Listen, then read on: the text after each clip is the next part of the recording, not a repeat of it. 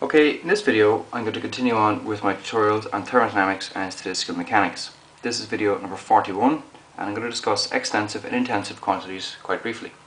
So let's draw your attention to my website universityphysicstutorials.com.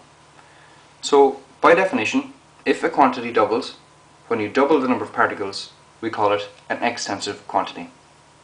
In the language of computing, we would say then that everything else is intensive.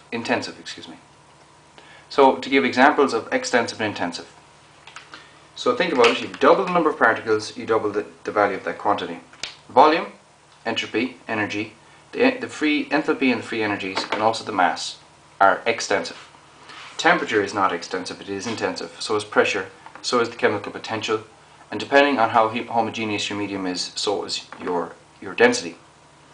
So what happens if you multiply, divide, add and subtract your extensive and intensive quantities? First of all, if you multiply two extensive quantities, you most likely did something incorrect.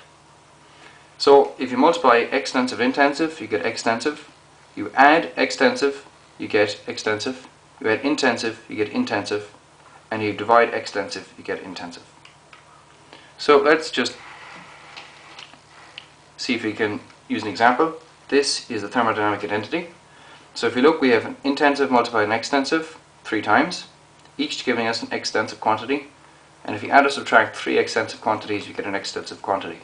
So this is that the change in energy should be extensive.